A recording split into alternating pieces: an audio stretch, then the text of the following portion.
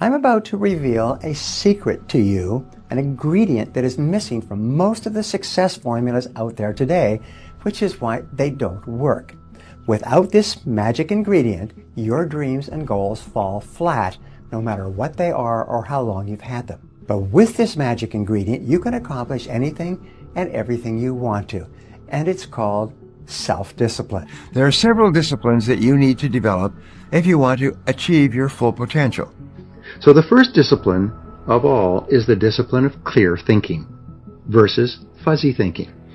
You know, sometimes you've heard me ask, what is the highest paid work in America? What's the most important work in any job or any company? And the answer is thinking. The quality of your thinking determines the quality of your decisions and choices.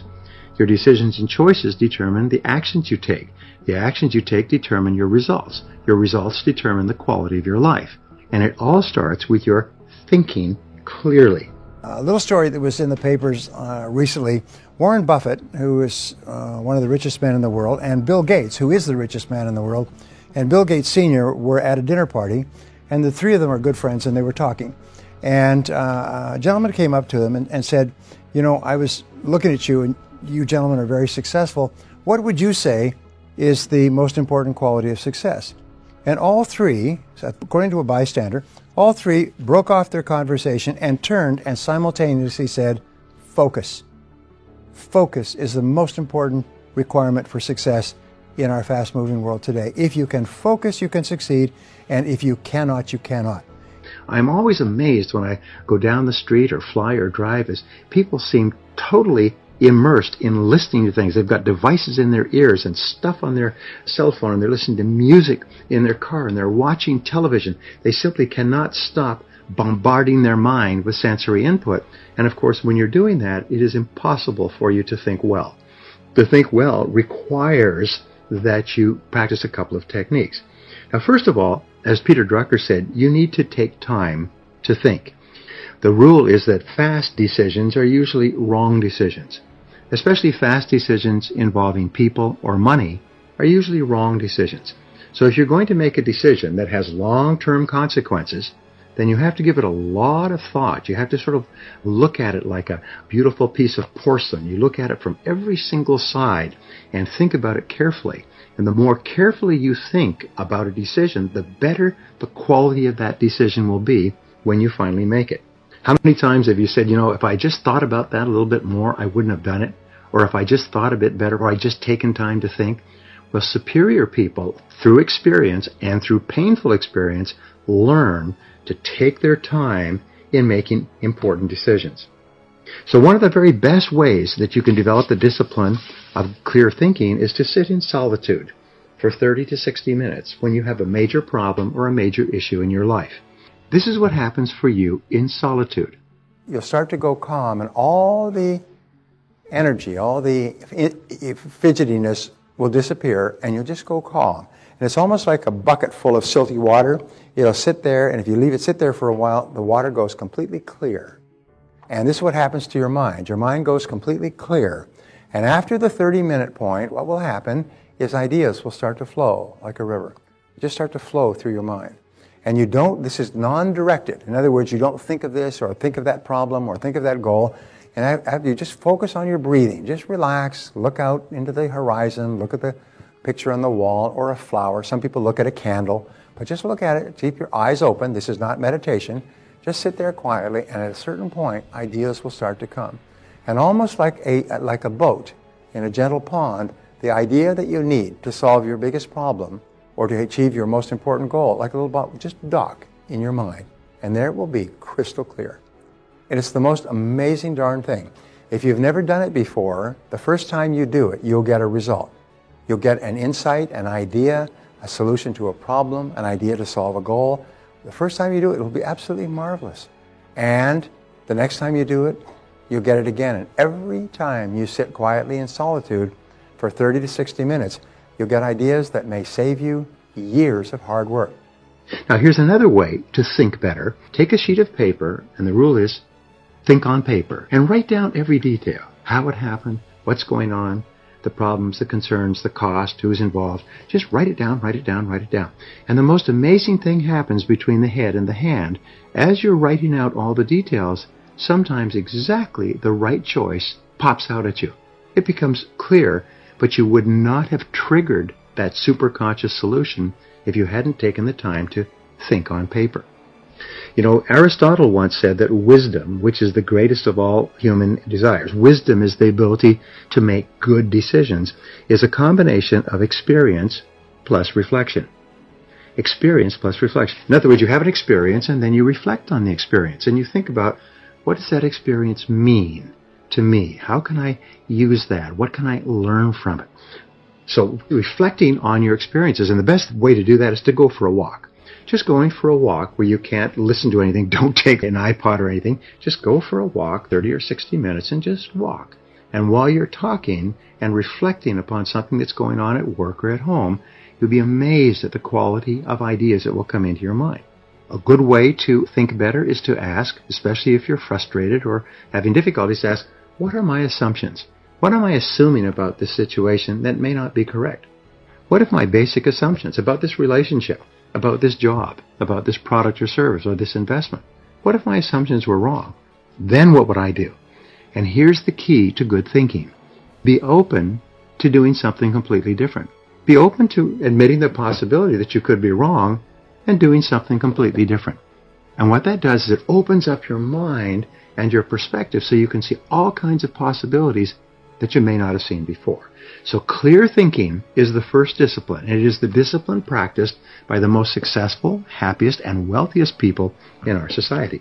Now, the second major discipline is the discipline of daily goal setting. Write out your goals. All goals have to be in writing, by the way. If you don't have your goals in writing, then they're not really goals at all. They're merely wishes. And as they say, a wish is merely a goal without any energy behind it. Have your goals in writing. Write them out very specifically and clearly, and then do this. Every single morning, rewrite your major goals in the first person singular as though they already existed.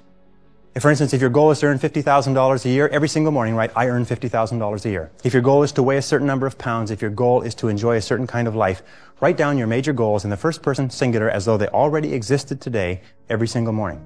And then every single evening, take about 5-10 minutes, instead of watching television, just before you turn on the television, say, wait a second, I've got to review my progress.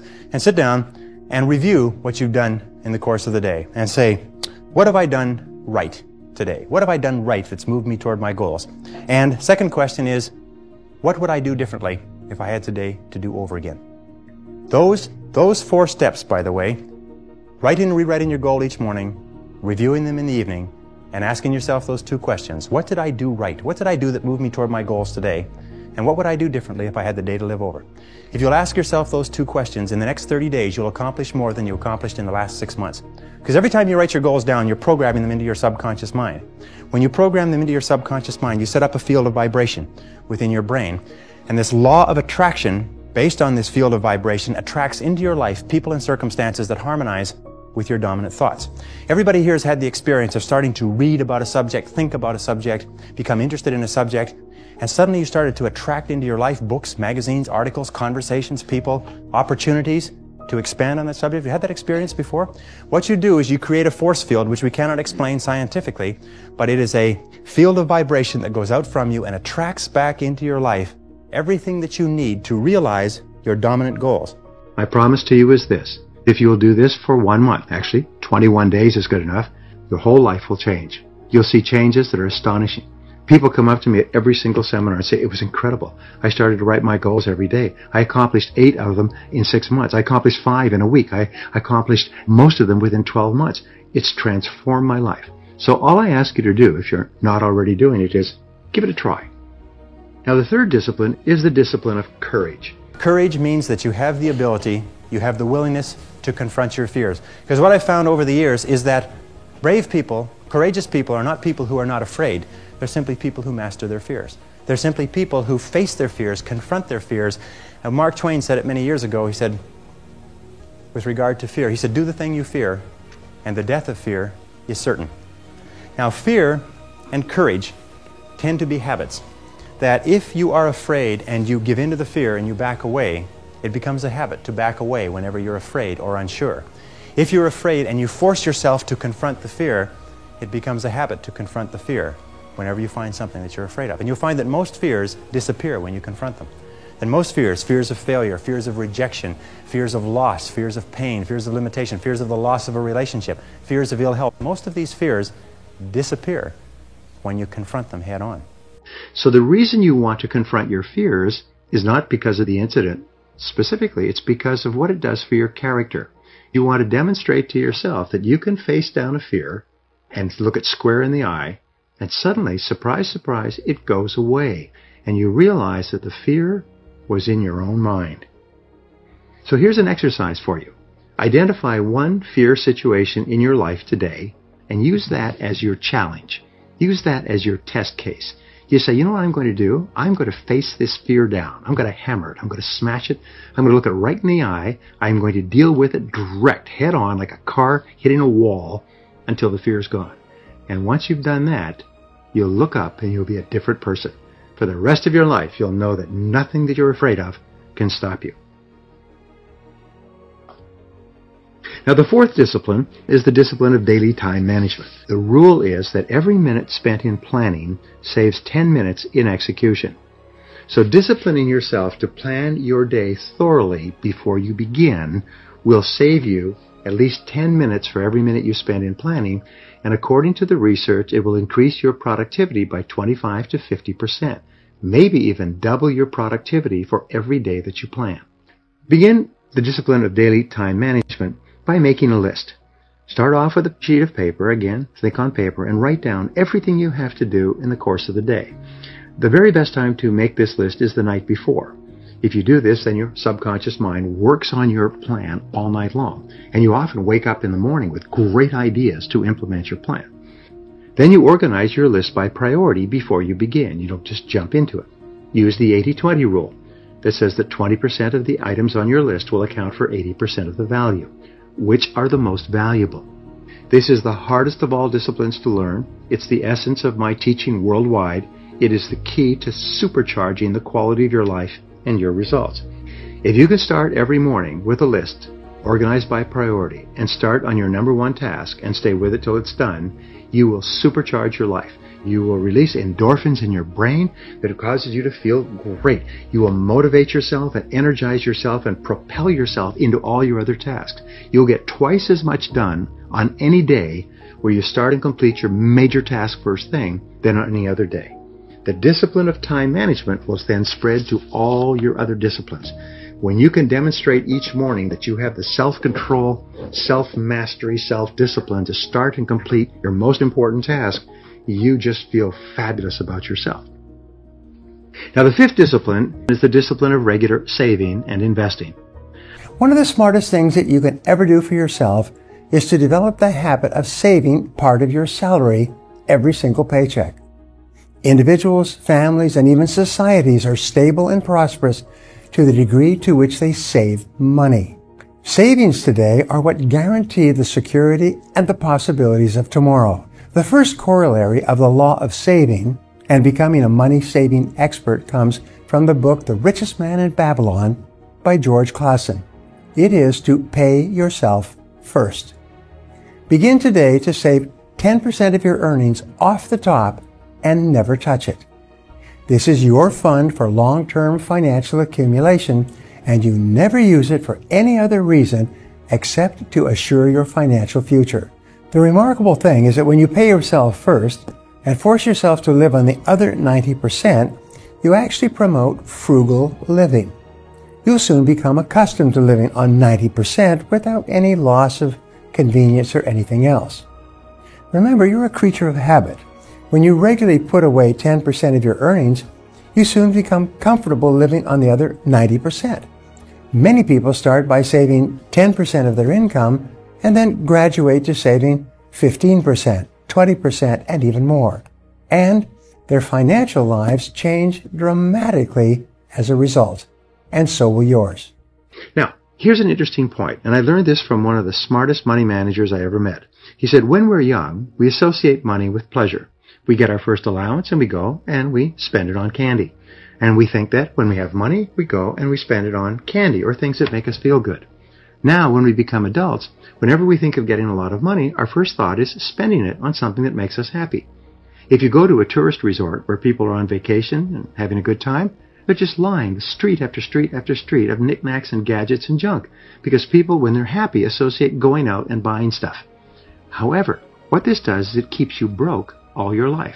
So what you do, and this is what he told me, is you rewire yourself. You kind of pull out one wire and replug it in, and you say, instead of saying, I like spending money, you say, I like saving money. And you begin to think of how much you enjoy having money in the bank, how much you enjoy saving, how much you enjoy delayed gratification, how much you enjoy the idea of moving toward financial independence. And when you develop the habit of being happy about saving money, you start to find yourself more and more careful with your expenditures. Soon you develop the habit of living on less than you earn. And you change your thinking from I enjoy spending to I enjoy saving. There's a Japanese proverb that says, making money is like digging in the sand with a pin. Losing money is like pouring water on the sand. It's easy to lose money, but it's hard to make it and keep it, and it's the most important discipline of all. Another discipline is to pay cash as often as possible and for as much as possible. Get rid of all your credit cards except for one, and only use that one when you have to. The very act of paying cash really hypersensitizes you to how much it's costing and causes you to spend less money. W. Clement Stone once said, if you cannot save money, the seeds of greatness are not in you. The primary reason why you save your money and accumulate it carefully is because it gives you two things. First of all, it gives you freedom. You know you've got money in the bank. If you don't like your job, you can walk away from it because you've got money in the bank. But the second thing it gives you is opportunity. If an opportunity comes along, you're prepared to take advantage of it. You don't have to say, I'm sorry, I don't have any money, I can't afford it, I'm broke, and people just shake their head in pity and walk away. As an adult, you should always have opportunity money put aside. And when you have it, you feel great about yourself. The difference between a person with a little money and a person with no money is night and day. A person with a little money feels great. A person with no money always feels inferior, anxious, worried, concerned, irritable, short-tempered. Now, the sixth discipline is the discipline of continuous learning. What takes you from rags to riches is personal development. In the 21st century, as Peter Drucker says, knowledge and skill are the keys to the 21st century. And the only thing that will be relevant, the only skill that will be relevant in the 21st century is the ability to learn new skills. Because virtually everything you know is becoming obsolete at a rapid rate. Stephen Covey says that your current knowledge base has a half-life of 2 years, which means that half of everything you know will be irrelevant within 2 years. And 2 years from now, half more. So if you're not continually learning and upgrading your knowledge and skills, you're not staying in the same place. As Pat Riley says, the basketball coach says, if you're not getting better, you're getting worse. If you're not constantly learning, you're actually falling behind. So here are the 3 keys to continuous learning. Number 1 is read in your field 30 to 60 minutes each day. In other words, turn off the television, turn off the radio, put aside the newspaper, and just read in your field. The very best places to read, by the way, are books. Read books, the best-selling books written by the most successful people in your field, because books contain a wealth of riches that can enable you to function at a far higher level, to get much better results than you could before. Countless people over the years that reading an hour a day has doubled and tripled their income within a year. The second thing you do is take every course that you possibly can. The courses and seminars that are available to you in your field that are given by professionals that are courses that have been developed over years and years and years. They have been tested and tested and tested. The person who is talking to you for several hours has spent thousands of hours learning their subject. They have dry tested this or done test runs with thousands of other people. When you take a course, you can learn enough information in 1 or 2 days, more than you could learn in 2 or 3 years or maybe even a lifetime, all distilled and put together. People say, I can't afford a course. You cannot afford not to buy books. You can't afford not to go to courses. The third way that you can upgrade your skills is listen to audio programs in your car. Here's an interesting point. The more you commit yourself to becoming the best person you can be, the more you like yourself and respect yourself. The more energy you have, the bigger goals you set for yourself, the more you persist. When you invest in yourself and you read and learn and upgrade your skills, you're telling yourself, wow, I am a person with a great future, and it's up to me to maximize my potential. And your self-esteem goes up, your self-respect goes up, your sense of personal pride goes up, and you started to get promoted more and paid more in every part of your life. Now, the seventh discipline is the discipline of hard work. There's nothing that will help you more than for you to develop a reputation as a hard worker. In the studies of self-made millionaires, again, they said, I didn't have better education, better talent, better knowledge, but I was willing to work harder than anyone else. Most self-made millionaires work 60 and 70 hours per week for 5, 10, 15 years before they break through. Most other people are trying to get by on 5 days a week, and then during those 5 days a week, they don't work very hard at all. The interesting thing, Thomas Jefferson once said, do you believe in luck? He was asked. He said, yes. He said, I believe in luck. He said, and the harder I work, the more of it I have. So the harder you work, the luckier you get. The harder you work, the more opportunities you have, the more doors open up to you, the more opportunities you see. There's a thing sweeping America today about having fun at work. No, work is not fun time. Work is not the playpen or the sandbox. Work is not school. Work is work. What you do is you go to work and you work all the time. Don't worry about fun. Have your fun later, knowing that you've done a fantastic job and you've gotten a lot done. And finally, work 1 hour later. Be the last one to leave. Be the person who turns off the lights. Interesting, if you look at an entrepreneurial startup, a business that's being run by somebody who's really driving it forward, you'll find that the business owner is usually the first one there, works through the whole day, usually the last one to leave. Business owner usually works on Saturday and Sunday. At the end of the day, the business owner's got a beautiful home, house on the hill, beautiful cars, beautiful life, vacations, a boat in the yacht basin, and everybody says, boy, she is sure lucky. No, they're not lucky. They just worked all the time they worked. If you work 3 extra hours, start earlier, work harder, stay later, you'll add 6 hours of productive work to your day. Every hour of uninterrupted work when nobody's there translates into 3 hours of productivity when there's people around interrupting you. So keep asking at work, what is the most valuable use of my time right now? What is the most valuable use of my time right now? And then do only that.